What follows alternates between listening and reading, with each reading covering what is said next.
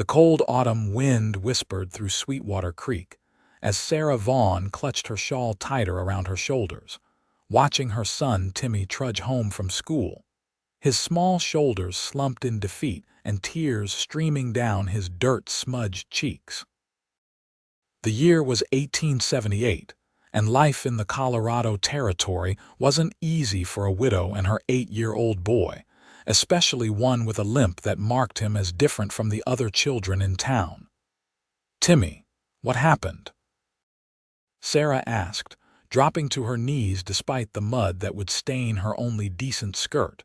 The boy wiped his nose on his sleeve, his voice cracking. "They said I'm broken, Ma. Said I'd never be worth nothing more than sweeping floors." His small hand clutched a torn schoolbook. "Bradley Thompson tore my book and pushed me down when I tried to get it back." Then all the others laughed. Sarah felt her heart crack open as she pulled her son into her arms.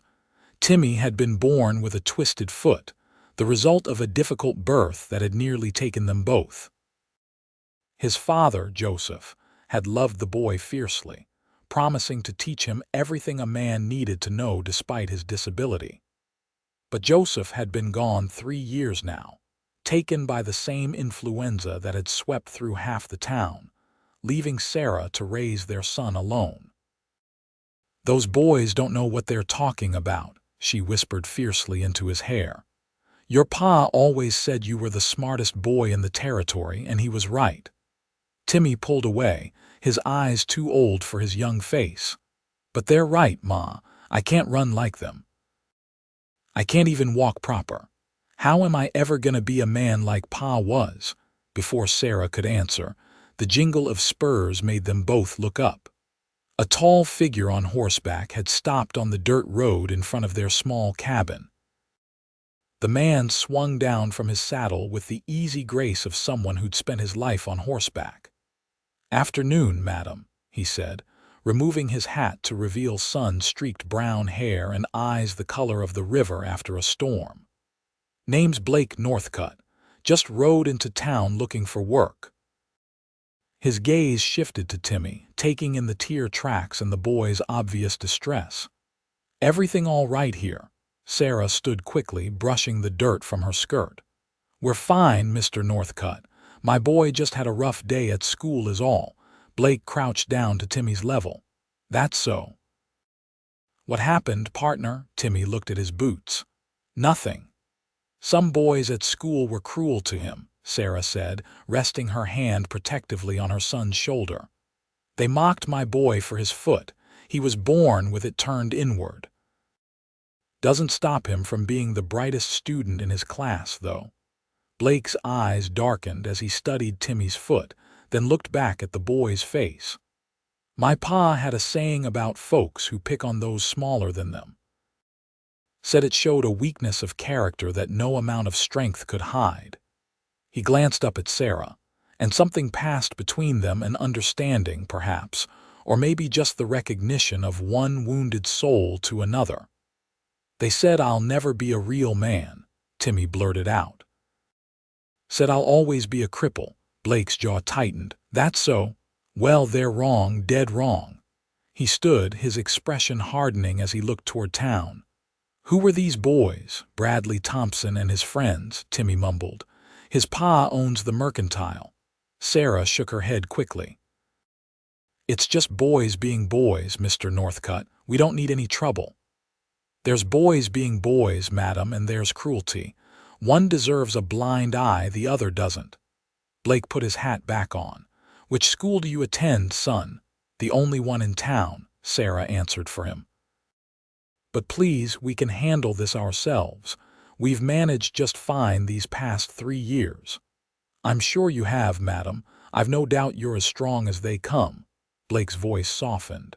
"But sometimes a man needs to stand up for what's right." Sarah's eyes flashed. "They mocked my boy," she said, her voice barely above a whisper. "Called him useless, broken, said he'd never amount to anything because of something he can't help." Blake's expression turned to granite. "Then they'll answer to me by dawn." He knelt again before Timmy. "You mind if I borrow this?" He pointed to the torn book. Timmy handed it over, eyes wide. "What are you gonna do?" "Just having a word with some folks who need educating on manners." Blake stood, tucking the book into his saddlebag. "Madam, I don't mean to intrude, but I'm looking for a place to stay while I'm in town." "Would you know of any rooms for rent?" Sarah hesitated. This stranger with his hard eyes and gentle voice was dangerous in ways she couldn't quite name. "Mrs. Henderson runs a boarding house just past the church. She's reasonable." Blake nodded. "Much obliged." He tipped his hat and remounted his horse. "I'll see you folks again soon." As he rode away, Timmy looked up at his mother. "Do you think he's really gonna do something, Ma?" Sarah watched the stranger's broad shoulders disappear down the road. "I don't know, Timmy. But there's something about that man that makes me believe he means what he says." She couldn't have known then how Blake Northcutt would change their lives, or that by the next morning, the entire town of Sweetwater Creek would be talking about the stranger who had arrived with the autumn winds. Blake found Mrs. Henderson's boarding house easily enough. It was a 2-story whitewashed building with blue shutters and a sagging porch that had seen better days. The elderly widow greeted him with cautious hospitality, showing him to a small but clean room on the second floor. "Passing through or staying a spell?" she asked as she handed him a key. "Not sure yet," Blake replied, setting his saddlebags on the narrow bed. "Depends on if I find work." "What sort of work do you do, Mr. Northcutt?" Blake smiled slightly. "Little bit of everything, madam. Ranching mostly, but I'm handy with tools. Can break horses, mend fences, build what needs building." Mrs. Henderson nodded approvingly. "Might want to talk to James Callahan out at the Double C Ranch. Heard he's short-handed since 2 of his men left for the silver mines up north." "I'll do that. But first, I need to pay a visit to the mercantile." After washing the trail dust from his face and hands, Blake made his way down Main Street to Thompson's Mercantile. The store was busy with late afternoon customers, and a portly man with a waxed mustache was weighing flour for a customer when Blake entered. "Be with you in a minute," the man called without looking up. Blake took his time examining the store, noting the quality merchandise and neat displays. This was a prosperous business, which meant the owner had influence in town. When the last customer left, he approached the counter. "What can I do for you, stranger?" the man asked. "You'd be Mr. Thompson." "Ezra Thompson, owner and proprietor." The man puffed out his chest slightly. Blake placed the torn schoolbook on the counter. "Found this today. Belongs to a boy named Timmy Vaughn." Thompson frowned. "What's that got to do with me?" "I understand your son Bradley had something to do with its condition." The merchant's face reddened. "Now see here, who are you to come in making accusations about my boy?" "Name's Blake Northcutt. Just arrived in town today." Blake's voice remained calm. "I came across Timmy crying on his way home. Seems your son and his friends have been giving him a hard time on account of his foot." Thompson scoffed. "Boys will be boys. If Joseph Vaughn had lived to raise that son of his properly, maybe the boy wouldn't be so soft." Blake's eyes hardened.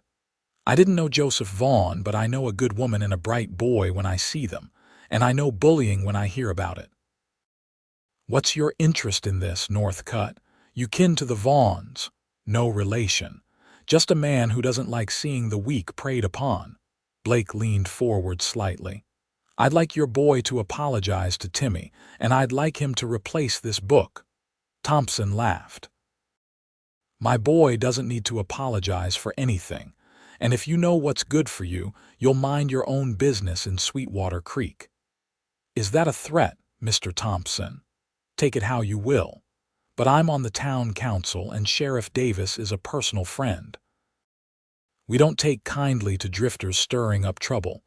Blake nodded slowly, picking up the torn book. "I see.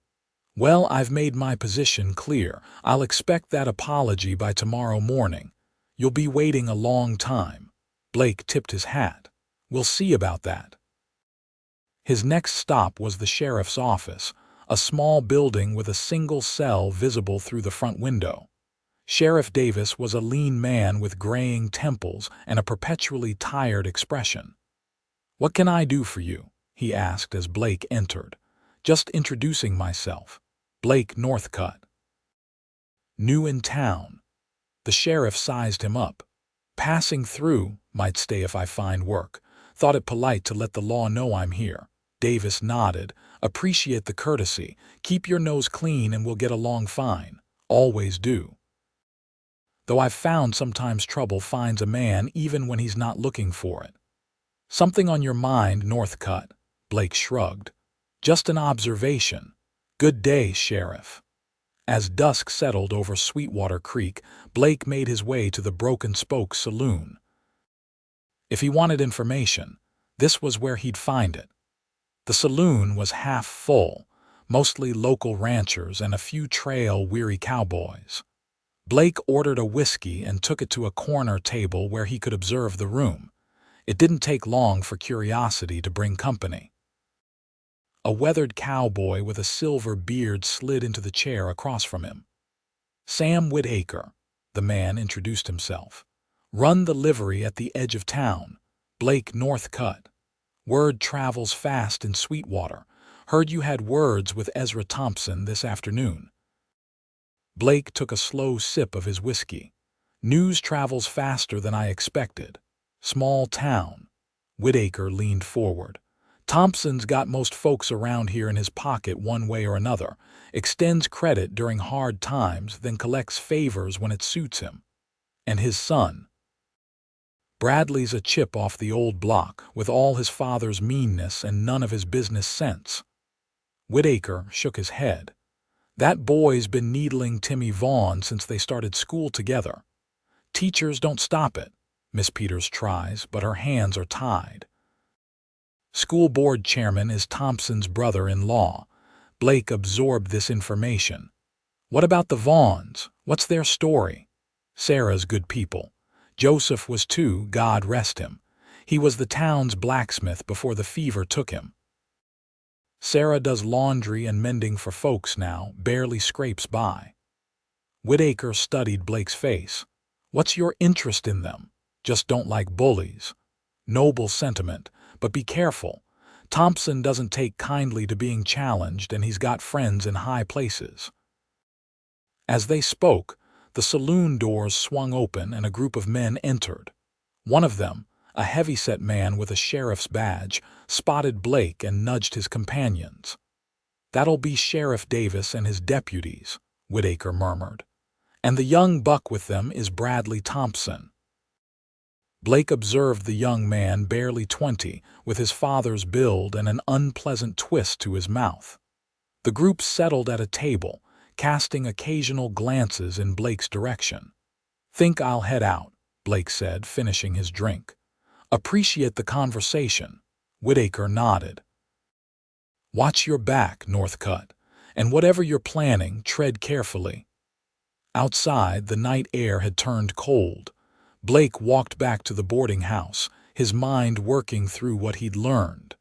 As he turned down a side street, he heard footsteps behind him.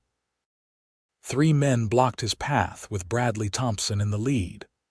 "Heard you been asking questions about me," Bradley said, his voice slurred from drinking. "Just trying to understand why a grown man would torment a crippled boy," Blake replied evenly.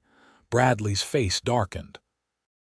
"That little gimping bastard needs to learn his place." "And what place is that?" "The bottom, where weaklings belong." Bradley stepped closer. "And so do strangers who don't mind their business." Blake didn't move. "You're drunk, Thompson. Go home before you do something you'll regret." "The only regret's gonna be yours." Bradley lunged forward, but Blake sidestepped easily, sending the young man stumbling past him. One of Bradley's friends tried to grab Blake from behind, but Blake drove an elbow into the man's ribs, then turned and landed a solid punch to his jaw. The third man hesitated, then rushed forward. Blake met him with a straight right that dropped him to his knees. Bradley had recovered enough to pull a knife from his boot. "You're dead, Northcutt." Blake drew his own knife, the blade catching the moonlight. "Put it away, boy. This doesn't end well for you." For a moment they stood facing each other in the dim light. Then Bradley's eyes flickered and he lowered his knife. "This isn't over," he spat. "Yes, it is," Blake said firmly. "Tomorrow morning you and your friends are going to apologize to Timmy Vaughn. You're going to give him a new book to replace the one you destroyed, and you're going to leave him be from now on." Bradley laughed. "Like hell I will. Then I'll be paying another visit to your father, only next time we won't just talk." Blake stepped closer. "I know men like you, Thompson. Brave in a pack, cowards alone. Question is, how brave will you be when your reputation in this town is shredded?" "What are you talking about? Tomorrow at noon, I'll be in the town square telling everyone how 3 grown men tried to ambush me and failed. How Bradley Thompson pulled a knife because he was too scared to fight fair. How a man who torments crippled children isn't much of a man at all." Bradley's face went pale. "You wouldn't try me." Blake sheathed his knife. "Your choice. Apologize to the boy or become the town joke." He stepped past the stunned men and continued on his way, knowing he'd struck a nerve. A man like Bradley Thompson cared about his reputation above all else. Back at the boarding house, Blake sat by his window, watching the quiet street below. Tomorrow would bring either resolution or more trouble. Either way, he was committed now. As he prepared for bed, his thoughts drifted to Sarah Vaughn's fierce eyes when she'd spoken of her son, and something inside him stirred that he'd thought long dead. Dawn came crisp and clear, painting Sweetwater Creek in shades of gold and amber. Sarah was up early as always, stoking the kitchen fire and preparing a simple breakfast of cornmeal mush and the last of their applesauce. As she worked, her mind kept returning to the stranger who had ridden into their lives the day before.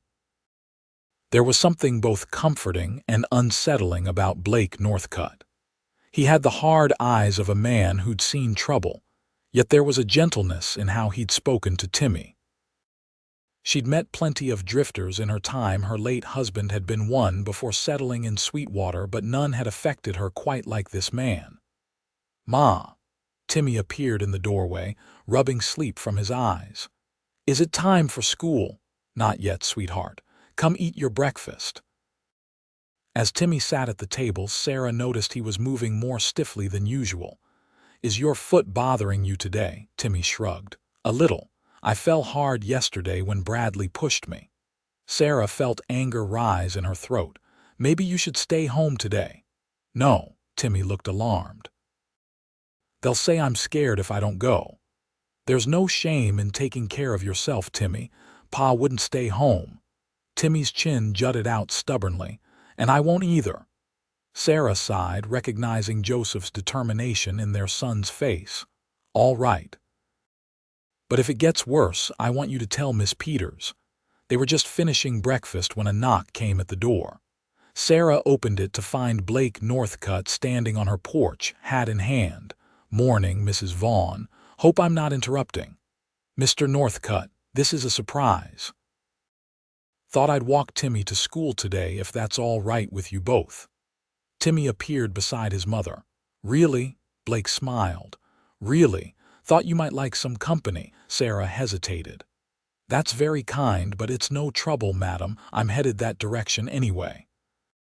She studied him, trying to read his intentions.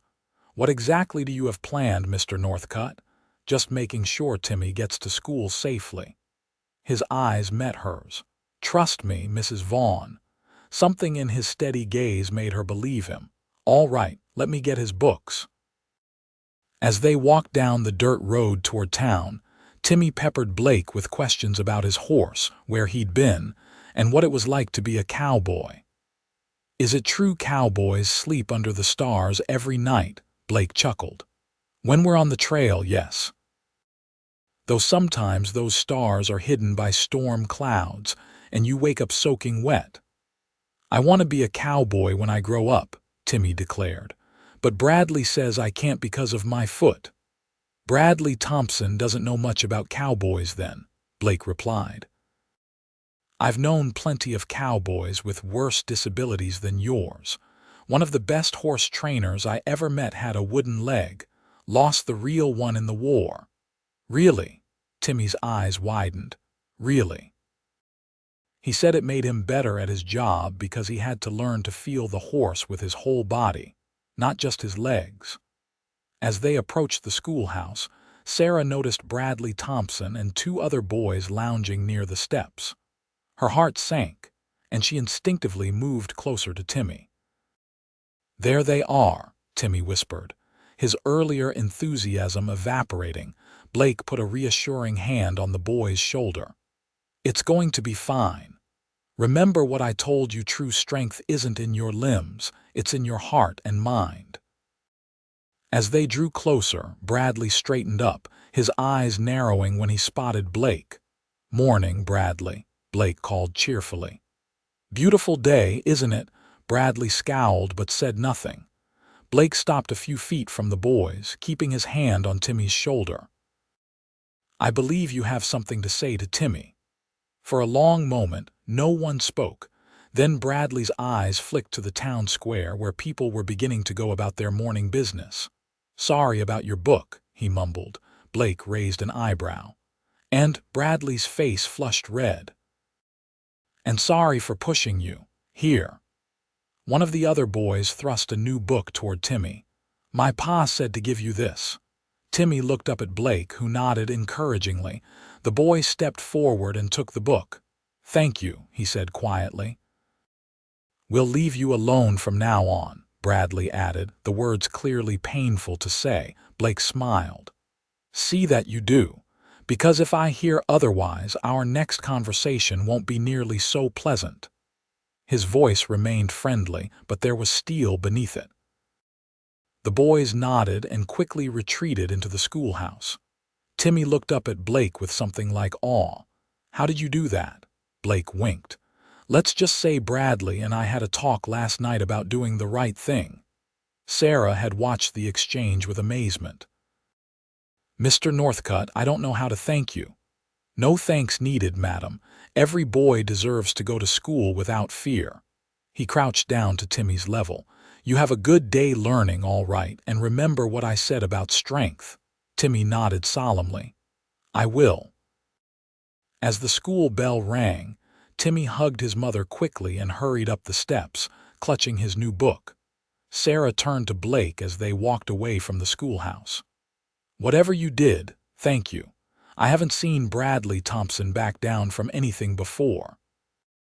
"Sometimes people just need a little perspective adjustment." Blake glanced at her.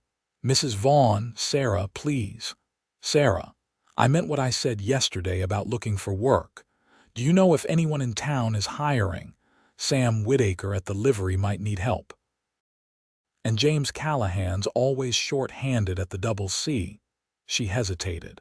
"If you don't mind me asking, what brings you to Sweetwater Creek? It's not exactly on the main trails." Blake was quiet for a moment. "I've been drifting since the war, worked ranches from Texas to Montana. Thought maybe it was time to settle somewhere for a while. And you chose our little town by chance. Sometimes a man follows his instincts." His eyes met hers briefly. "I should let you get on with your day. I appreciate your help, Sarah." As he tipped his hat and turned to go, Sarah found herself calling after him. "Mr. Northcutt, Blake, would you care to join us for supper tonight? It's the least I can do to thank you." Blake smiled, the expression transforming his weathered face. "I'd be honored." Throughout the day, Sarah found her thoughts returning to Blake Northcutt as she went about her washing and mending for the banker's family. There was something compelling about him, a quiet strength that reminded her of Joseph. Yet there was also something wounded in his eyes, a shadow that spoke of past hurts. By the time she collected Timmy from school, noting with relief that Bradley Thompson and his friends kept their distance, She had worked herself into a state of nervous anticipation about the evening ahead. "Mr. Northcutt is coming for supper," she told Timmy as they walked home. Timmy's face lit up. "Really? Can he tell me more cowboy stories? I'm sure he will if you ask politely." Sarah smiled at her son's enthusiasm. "How was school today?" "Better. Bradley didn't say anything to me at all. And Miss Peters said my arithmetic was the best in the class." "That's wonderful, sweetheart." At home, Sarah set Timmy to his chores while she prepared a modest meal of rabbit stew and cornbread. It wasn't fancy, but it was the best she could do on short notice. She found herself taking extra care with her appearance, pinning her hair more carefully than usual, and putting on her good dress, the blue one with only one mended tear in the sleeve. "You look pretty, Ma," Timmy observed as she checked her reflection in the small mirror. Sarah felt a blush warm her cheeks. "Thank you, Timmy. Now go wash up before Mr. Northcutt arrives." Blake arrived precisely at 6, bearing a small package wrapped in brown paper. "Evening, Sarah, Timmy. Something smells wonderful. Just rabbit stew." "Nothing special," Sarah said, accepting the package. "What's this?" "Just a small token of appreciation for the invitation." Sarah unwrapped the package to find a jar of honey and a small bag of coffee beans, luxuries she rarely afforded herself. "Mr. Northcutt, this is too generous." "Blake, please. And it's not nearly enough for a home-cooked meal. It's been a long time since I've had one." Over supper, Timmy peppered Blake with questions about his travels and adventures. Blake answered patiently, sharing stories of cattle drives and frontier towns, carefully edited for young ears. "Did you ever shoot anyone?" Timmy asked, eyes wide. "Timothy Joseph Vaughn," Sarah exclaimed. "That's not an appropriate question," Blake smiled. "It's all right. Yes, Timmy, I have. During the war and a few times since when I had no choice. But taking a life is a serious thing, not something to be proud of or talk about lightly." Timmy nodded solemnly. "My pa fought in the war too. He didn't like to talk about it either." "Your pa sounds like he was a wise man." "He was the best," Timmy declared. "He could make anything out of iron. He was teaching me before he got sick." "Is that so? Did you enjoy learning the blacksmith trade?" Timmy nodded enthusiastically. "I was just getting good at working the bellows. Pa said I had a natural feel for the fire." "Perhaps you still could learn," Blake suggested. "A blacksmith doesn't need to stand all day. Many sit while they work on smaller pieces." Sarah watched as her son's face lit up at the idea. She hadn't considered that Timmy might still follow in his father's footsteps despite his foot. After Timmy went to bed, Sarah and Blake sat at the kitchen table with cups of the coffee he'd brought. "You're good with him," Sarah observed. "Do you have children of your own?" A shadow crossed Blake's face. "No, never had the chance to settle down that way. I'm sorry, I didn't mean to pry." "You weren't. It's a natural question." Blake stared into his cup. "I was engaged once before the war. Emily was her name. She died of typhoid while I was fighting. By the time I got the letter, she'd been gone 3 months. I'm so sorry, Blake," he shrugged. "It was a long time ago." "What about you? How did you end up in Sweetwater Creek?" "Joseph and I met in St. Louis. I was working as a seamstress, and he came in to have a tear mended in his coat.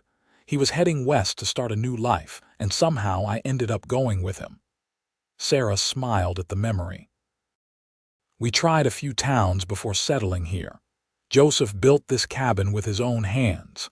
"He did fine work," Blake said, glancing around the small but sturdy home. "You must miss him terribly." "Every day. But Timmy makes it easier. He has so much of his father in him."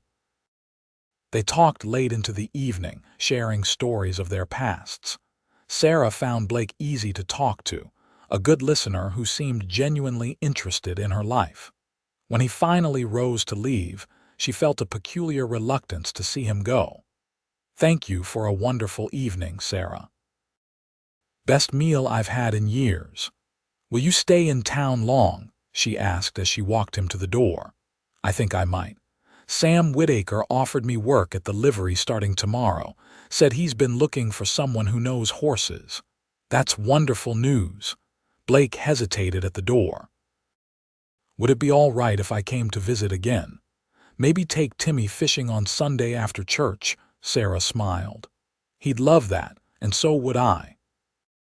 As Blake walked back to town under a canopy of stars, he felt something he hadn't experienced in years, a sense of possibility, of a future that might hold more than endless wandering. Sweetwater Creek was meant to be just another stop on a journey with no destination, but now he found himself considering what it might be like to stay. The next few weeks passed in a rhythm that grew increasingly comfortable. Blake worked at the livery, quickly proving his worth to Sam Whitaker with his knowledge of horses and his willingness to tackle the hardest tasks. On Sundays, he attended church with Sarah and Timmy, then took the boy fishing or exploring the hills around town. Some evenings, he joined them for supper, always bringing small gifts, candy for Timmy, coffee or sugar for Sarah.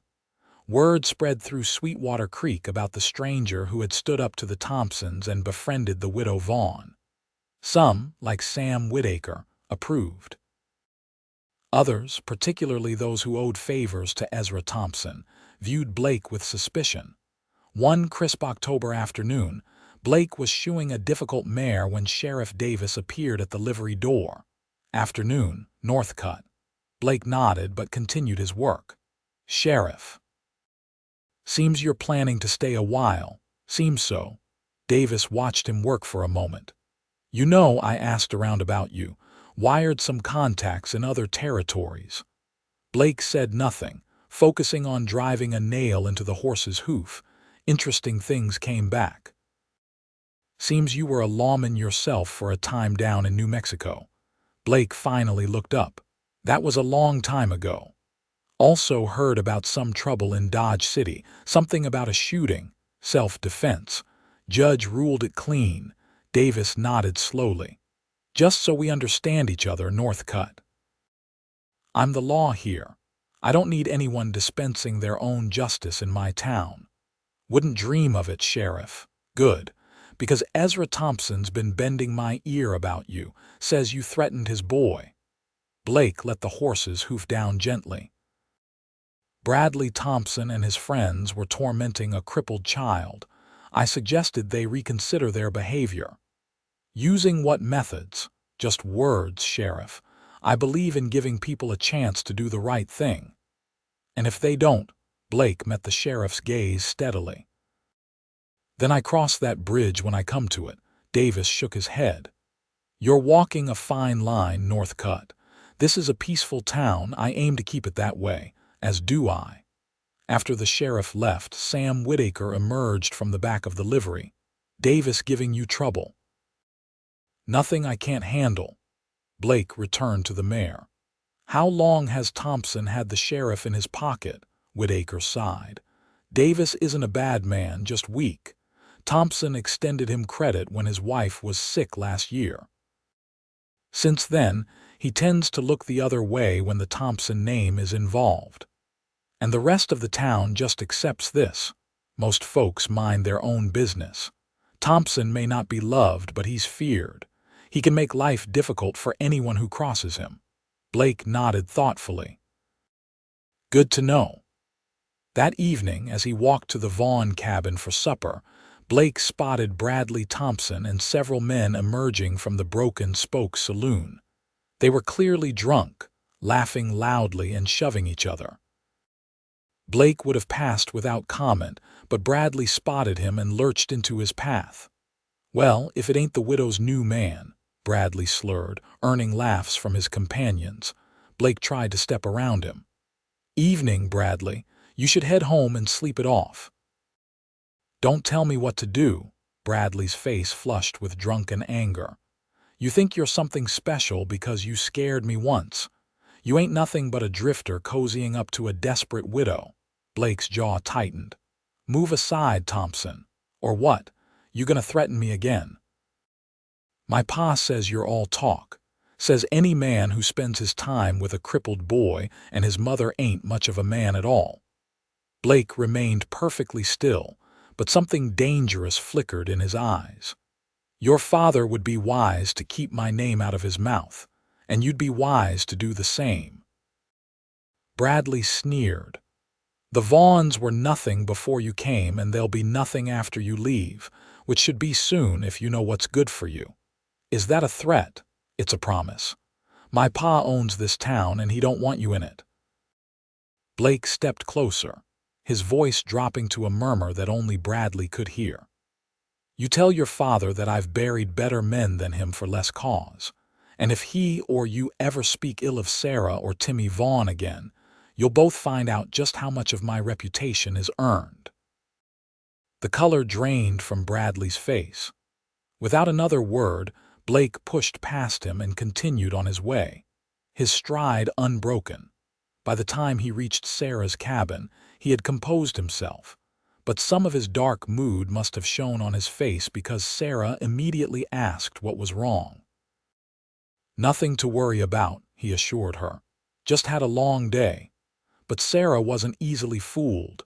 After Timmy went to bed, she confronted him directly. Blake, what happened? And please don't tell me it's nothing. I can see something's troubling you, he sighed, running a hand through his hair. Had a run-in with Bradley Thompson. He was drunk, running his mouth.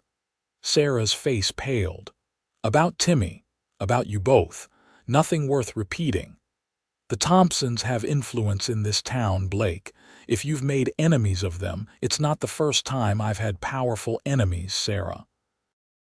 He reached across the table to take her hand.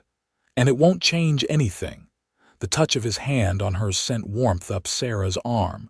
I just don't want trouble coming to you because of us. Any trouble that comes was already following me. Blake's eyes held hers. Sarah, I need to tell you something, before you hear it from someone else. She nodded, her heart suddenly pounding.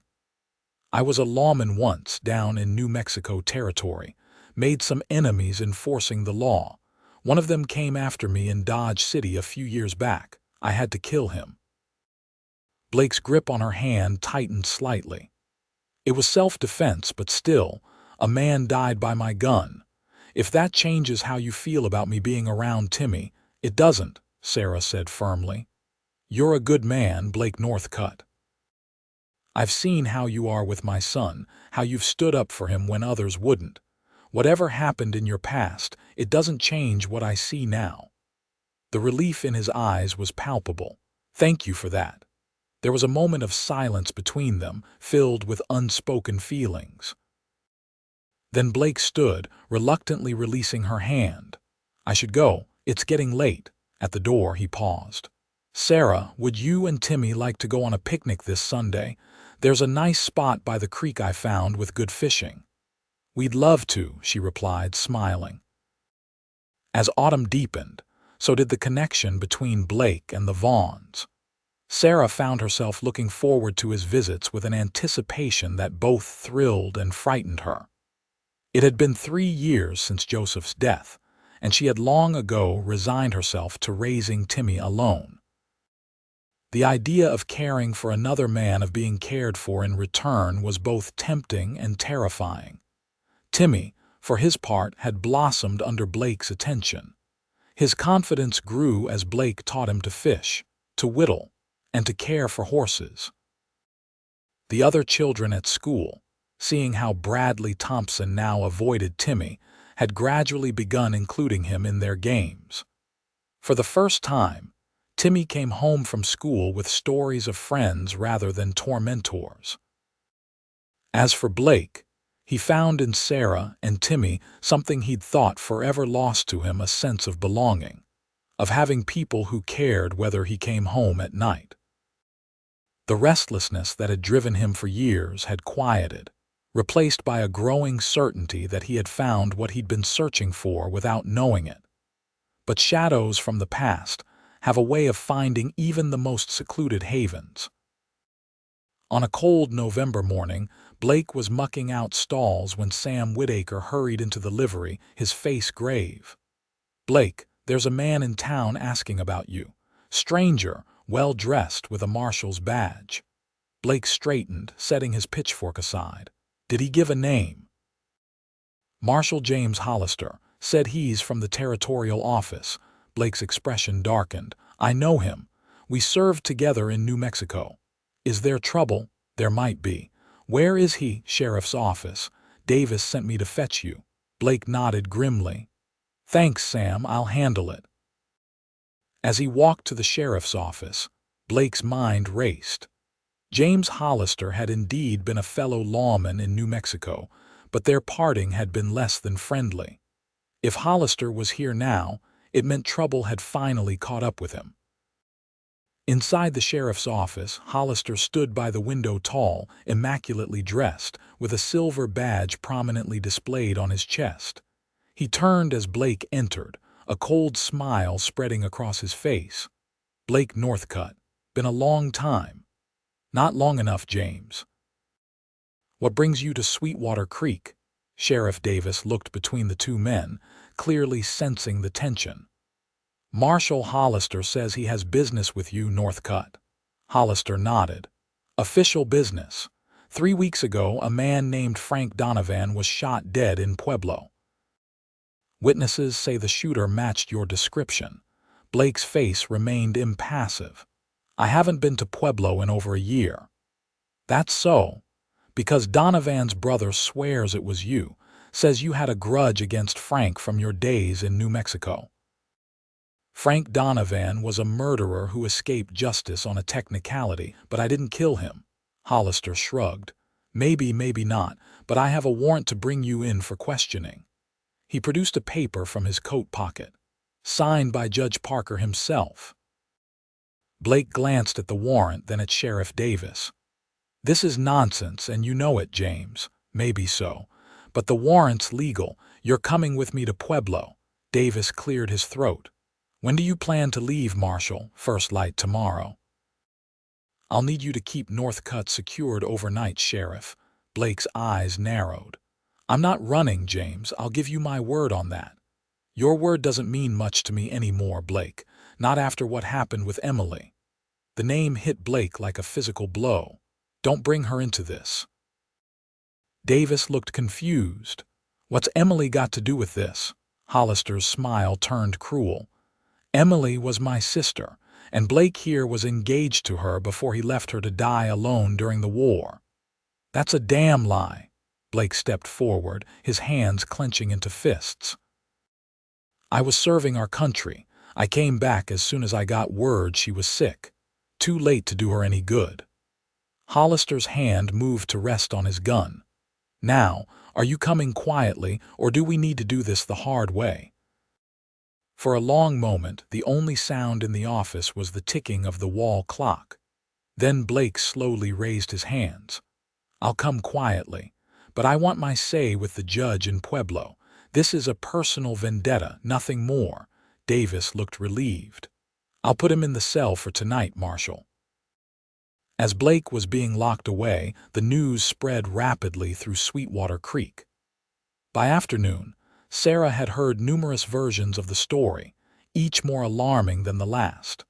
Frantic with worry, she left Timmy with Mrs. Henderson and hurried to the sheriff's office. Davis tried to turn her away. "This isn't a matter for decent women, Mrs. Vaughn. Blake Northcutt is my friend, Sheriff. I have a right to see him. Marshal Hollister has requested no visitors." "I don't care what the marshal requested. Either you let me see Blake, or I'll stand on your doorstep all night calling out the injustice for the whole town to hear." Davis sighed, recognizing defeat.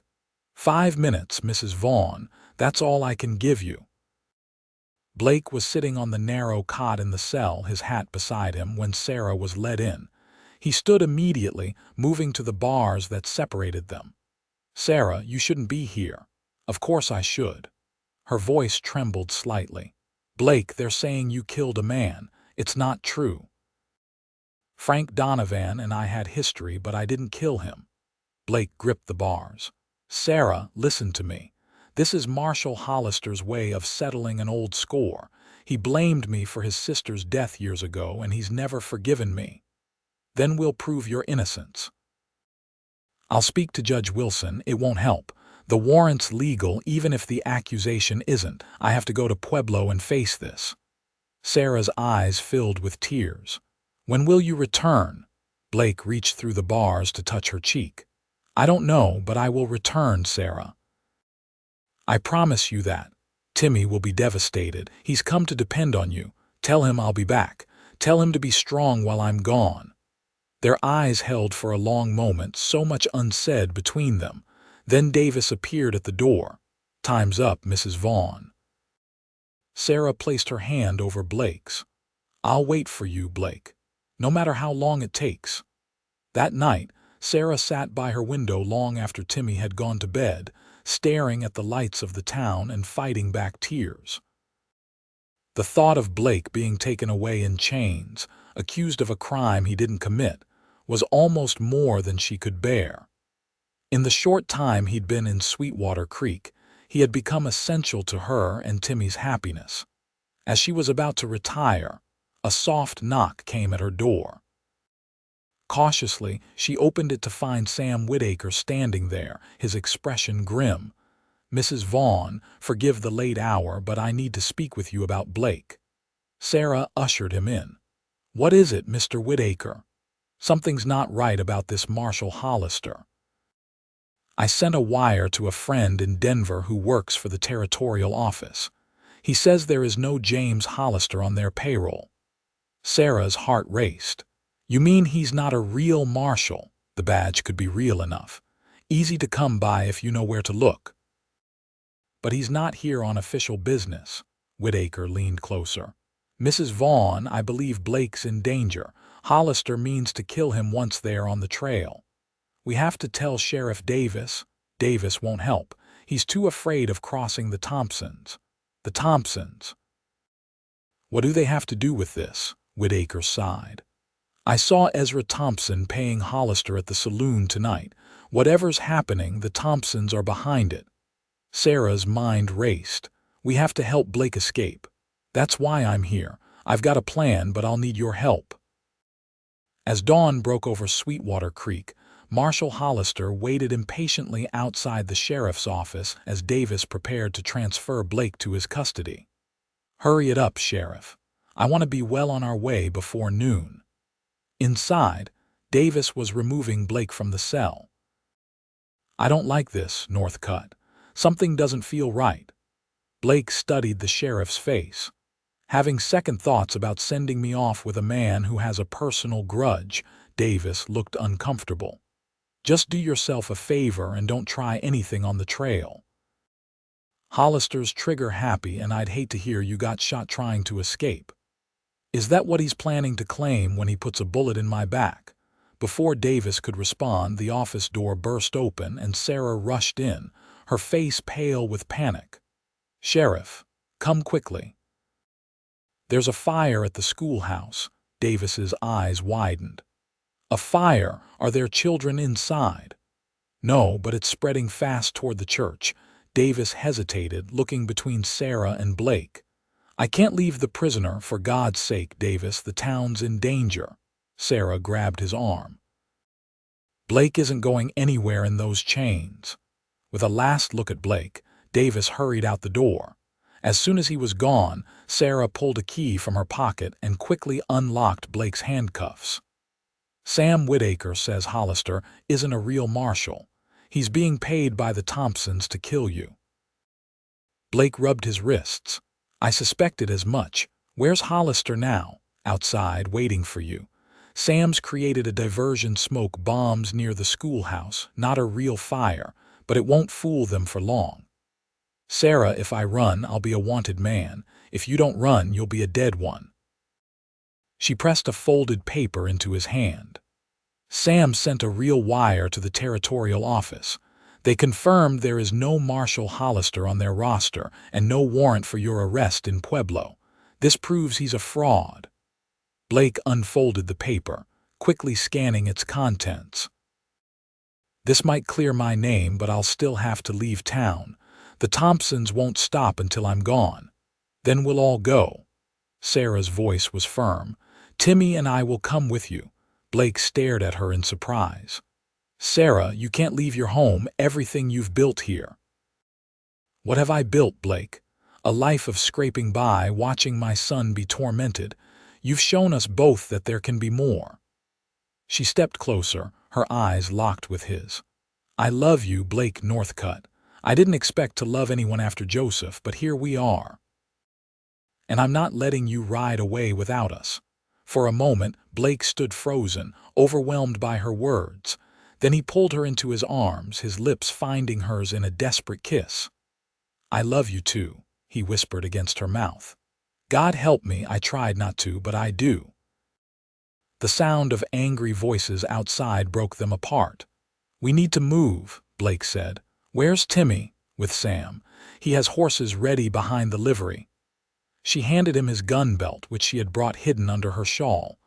"There's a back way out through the storeroom." As they slipped out the rear door of the sheriff's office, they could hear Hollister shouting at Davis about the false alarm. Blake and Sarah stayed in the shadows, making their way through back alleys toward the livery. Sam Whitaker was waiting with 3 saddled horses and Timmy, who ran to Blake the moment he saw him. "Blake, Mr. Whitaker said bad men were trying to hurt you." Blake crouched to the boy's level. "That's right, partner, and we need to leave town for a while. Are you ready for an adventure?" Timmy nodded eagerly, though his eyes were wide with fear. "Will we come back?" Blake glanced at Sarah. "Someday, perhaps, when it's safe." Sam handed Blake a rifle and saddlebags filled with supplies. "There's food for a few days, ammunition, and what cash I could gather. Head north toward Denver. I have a brother with a ranch near there. You'll be welcome."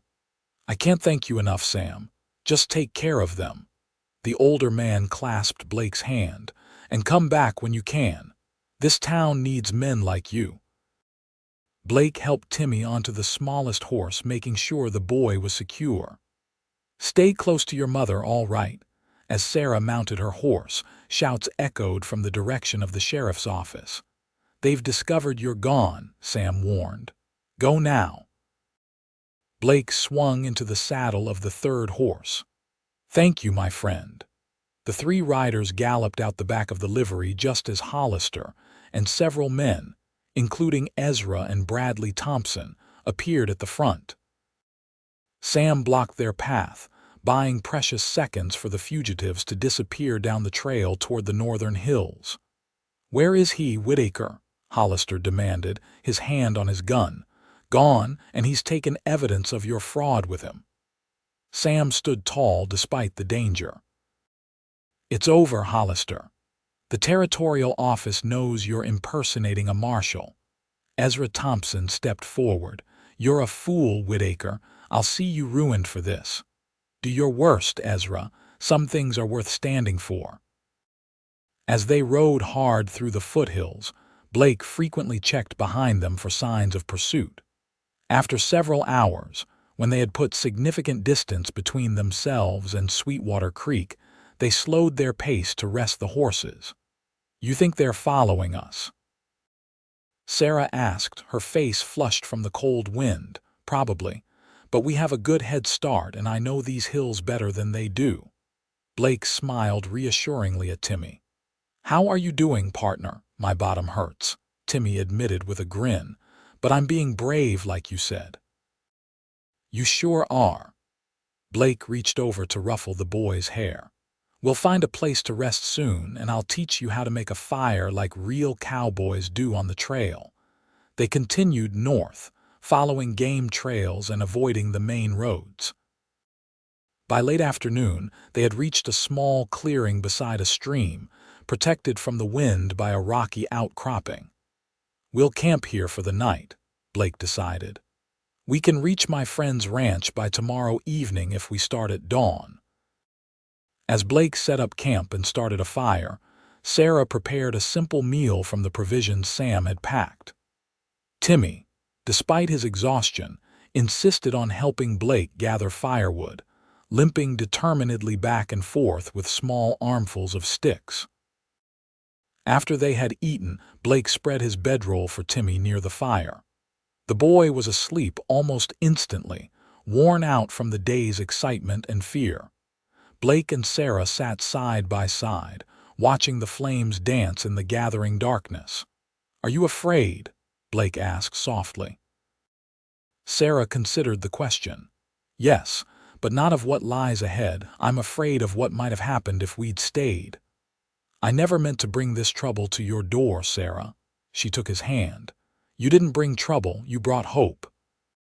For the first time since Joseph died, I feel like Timmy and I have a future." Blake's fingers tightened around hers. "I want to give you both that future, whatever it takes. We'll build it together." Sarah leaned against his shoulder. "What will we do when we reach Denver?" "Sam's brother has a horse ranch. I can work there while we figure things out. Maybe save enough to buy our own place someday. I'd like that. A fresh start, somewhere Timmy can grow up without being mocked for his foot." Blake was quiet for a moment. "There are good doctors in Denver. Maybe they could help Timmy's condition." Sarah's eyes widened. "Do you think so? Joseph and I took him to every doctor we could find when he was small. They all said nothing could be done." "Medicine advances. It's worth trying." Blake turned to face her. "Sarah, I need you to know something. I've spent years running from my past, never staying anywhere long enough to put down roots. But with you and Timmy, for the first time, I want to stay. I want to build something that lasts." In the firelight, Sarah's eyes glistened with tears. "Then that's what we'll do." Their lips met in a tender kiss, full of promise and possibility. As they held each other under the vast starry sky, both felt the certainty that whatever challenges lay ahead, they would face them together. Dawn broke with a crystalline clarity, the kind that only comes in the high country after a cold night. Blake was already awake, having kept watch most of the night. As Sarah and Timmy stirred, he had coffee brewing over the small fire and was studying the path ahead. "Sleep well?" he asked as Sarah joined him. "Better than I expected." She accepted the cup he offered. "Any sign of pursuit?" "Nothing yet, but we should move soon." They ate a quick breakfast and packed their few belongings. As Blake helped Timmy onto his horse, the boy pointed excitedly. "Look, deer."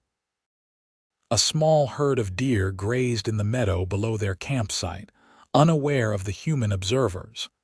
The peaceful scene was broken by the distant sound of hoofbeats. Blake's hand moved to his rifle. "Get on your horse, Sarah. Now." From their vantage point, they could see 4 riders approaching along the trail they had followed the day before. "It's Hollister," Blake said grimly, "and the Thompsons, both of them." "Who's the 4th man?" Sarah asked, squinting at the distant figures. "Looks like Sheriff Davis." Sarah's face paled. "What do we do?" Blake thought quickly. "There's a trail through those rocks that leads to a different pass. It's rough going, but they won't expect us to take it." He turned to Timmy. "You remember what I taught you about riding downhill?" Timmy nodded solemnly. "Lean back and hold on tight." "That's right.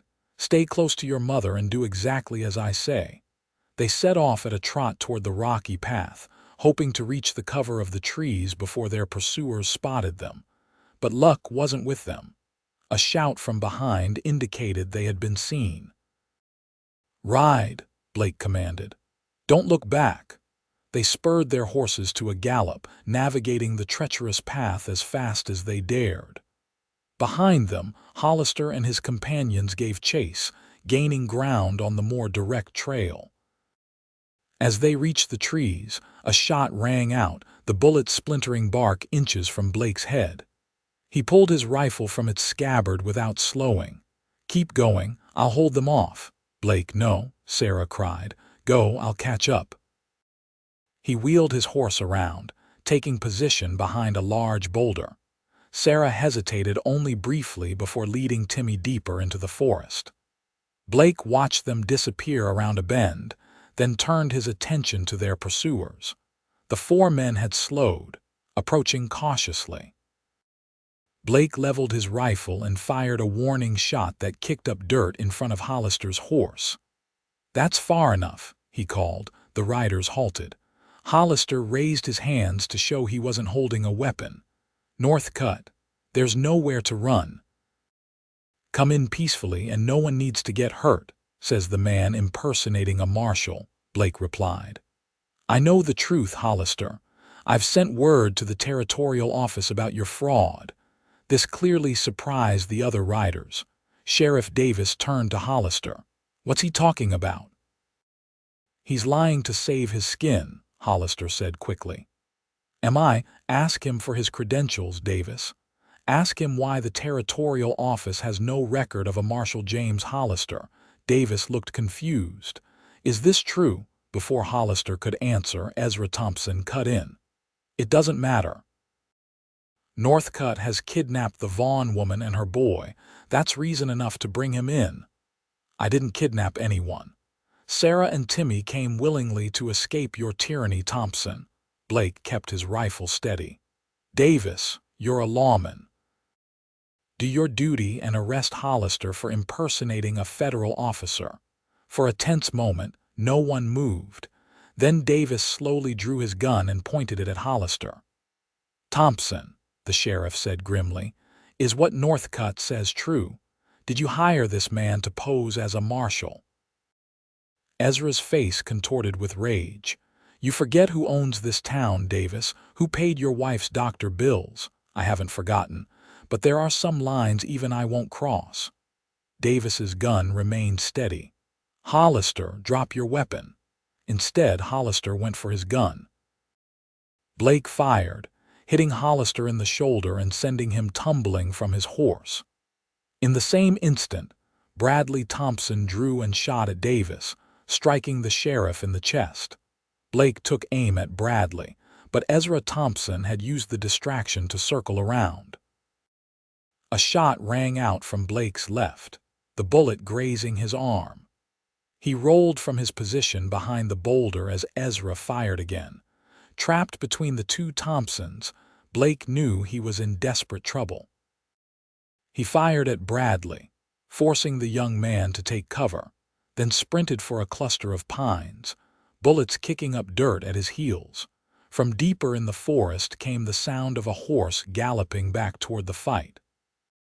To Blake's horror, he saw Sarah riding hard toward them, her face set with determination. "Sarah, no, go back." But she didn't slow. As she burst into the clearing, she fired a revolver Blake hadn't known she possessed at Ezra Thompson. Her shot went wide, but it startled the merchant enough that his return fire missed Blake. Blake used the distraction to aim carefully at Bradley, who had emerged from cover. His shot caught the young man in the leg, dropping him with a howl of pain. Ezra, seeing his son fall, turned his fury on Sarah. He fired twice, missing as she wheeled her horse around. Blake ran toward her, desperate to reach her before Thompson could take better aim. What happened next seemed to unfold in slow motion. Blake saw Ezra take careful aim at Sarah. He saw himself raising his rifle, knowing he was too far away to make the shot in time. And then, unexpectedly, a shot rang out from where Davis had fallen. The sheriff, mortally wounded but still conscious, had fired his last bullet into Ezra Thompson's back. The merchant collapsed, his unfired gun falling from his hands. Blake ran to Sarah, who had dismounted and was staring in shock at the scene before her. "Are you all right?" he demanded, checking her for injuries. "I'm fine," she assured him. "I couldn't leave you to face them alone." Blake pulled her into a fierce embrace. "That was the bravest, most foolish thing I've ever seen.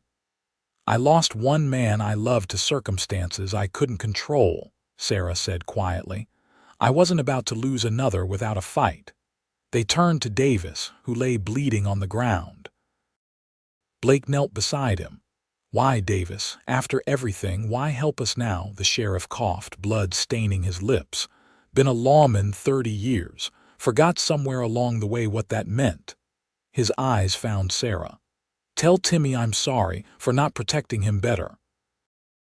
"I will," Sarah promised, tears in her eyes. Davis's gaze returned to Blake. "Donovan, in Pueblo, it wasn't you. You knew that, suspected. Hollister's story had holes." Davis's breathing grew labored. "Sent a wire yesterday. Reply came this morning. Donovan's killer confessed." Blake squeezed the dying man's shoulder. "Thank you. Make it right," Davis whispered. "Make Sweetwater Creek what it should be."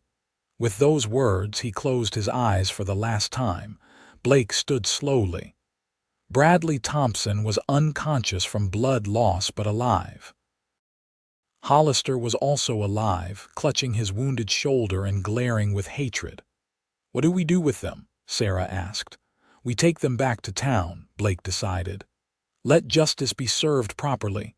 And then Blake looked at her, his eyes softening. "And then we decide together where our future lies." The return to Sweetwater Creek created a sensation. Blake rode in with the wounded Bradley Thompson and James Hollister bound and draped over their horses, followed by Sarah leading Sheriff Davis's horse bearing his flag-draped body. Behind rode Timmy, sitting straight and proud despite his exhaustion. The townsfolk gathered in stunned silence as Blake explained what had happened: Ezra Thompson's scheme to drive him away, Hollister's impersonation of a marshal, and Davis's final act of redemption. In the days that followed, a telegram arrived from the territorial governor, confirming that Frank Donovan's real killer had indeed confessed, and that no charges stood against Blake Northcutt. Bradley Thompson, recovering from his wound, admitted to his father's plot and was sentenced to 5 years in the territorial prison for his part in the conspiracy. James Hollister, facing charges of impersonating a federal officer and attempted murder, received 20 years. With Ezra Thompson gone and his son imprisoned, Sweetwater Creek began to change. The town council, no longer under Thompson's influence, asked Blake to serve as interim sheriff until a proper election could be held. "I'm not sure I'm the right man for the job," Blake told Sarah as they sat on her porch one evening a week after their return. "I've worn a badge before, and it didn't end well." "You're exactly the right man," Sarah insisted. "You understand justice in a way most men don't." Timmy, who had been listening from his seat on the steps, nodded vigorously. "You'd be the best sheriff ever, Blake." Blake smiled at the boy's enthusiasm. "Well, when you put it that way, how can I refuse?" The next morning, Blake accepted the badge. His first official act was to appoint Sam Whitaker as his deputy, recognizing the older man's courage and integrity. Spring arrived, bringing new life to Sweetwater Creek. Blake had moved into Joseph Vaughn's old blacksmith shop, converting part of it into living quarters while reopening the forge. He spent his days divided between his sheriff's duties and teaching Timmy the basics of blacksmithing, just as the boy's father would have done. On a warm May evening, Blake and Sarah walked along the creek that gave the town its name, hand in hand as the setting sun painted the sky in shades of gold and crimson. "I received a letter from that doctor in Denver," Sarah said. "He believes he can help Timmy's foot with a series of operations and special boots." "That's wonderful news." Blake squeezed her hand. "When does he want to see him?" "Next month. It will mean staying in Denver for a few weeks. I'll take you both. Sam can handle things here while I'm gone." Sarah stopped, turning to face him. "Blake, there's something I've been wanting to ask you." "What is it?" She took a deep breath. "Do you ever regret staying? Sometimes I worry that we've tied you down to a place you never meant to call home." Blake touched her cheek gently. "Sarah Vaughn, I spent 10 years wandering, looking for something I couldn't name. It wasn't until I found you and Timmy that I realized what I was searching for: a family, a purpose, a place where I truly belonged. He reached into his pocket and pulled out a small wooden box. "I've been carrying this around for weeks, waiting for the right moment." He opened the box to reveal a simple gold band. "I want to be Timmy's father in every way that matters, and I want to be your husband if you'll have me." Tears filled Sarah's eyes. "Yes," she whispered. "Nothing would make me happier." Blake slipped the ring onto her finger, then pulled her into his arms. As their lips met, they both felt the rightness of it, two wounded souls who had found healing in each other, building a future neither had dared to imagine. Sweetwater Creek witnessed their wedding on a perfect June day, the whole town turning out to celebrate. Timmy stood proudly beside Blake, his eyes shining with happiness. Sam Whitaker served as best man, and even Mrs. Henderson shed a tear or two during the ceremony. That evening, as they sat on the porch of what was now their home, Blake watched Sarah and Timmy laughing together as fireflies began to sparkle in the gathering dusk. "What are you thinking?" Sarah asked, catching his gaze. "I'm thinking about that day I rode into town and found a boy with tears in his eyes and his brave mother ready to fight the world for him." "They mocked my boy," Sarah said softly, remembering. Blake nodded. "And I said they'd answer to me by dawn. You kept your promise. And I'll keep every promise I ever make to you both." Blake drew her close, his arm around her waist. "That's what family does." As stars appeared in the evening sky, Blake Northcutt, once a drifter with no place to call his own, felt the profound peace of a man who had finally found his way home. With Sarah by his side and Timmy under his protection, he had everything a man could wish for. The shadows of the past had been banished by the light of their love, and the future stretched before them, bright with promise. In the years that followed, Timmy's foot improved with the Denver doctor's treatment. Blake and Sarah welcomed a daughter they named Emily, after the woman Blake had once loved and lost. Blake served as sheriff for 10 years before retiring to focus on the blacksmith shop and the small horse ranch they had built outside town. And Sweetwater Creek, no longer under the shadow of Ezra Thompson's influence, grew into a community known for its fairness and hospitality, a place where a boy with a twisted foot could grow into a respected man, and where a drifter with a troubled past could find redemption in the arms of a woman brave enough to love him.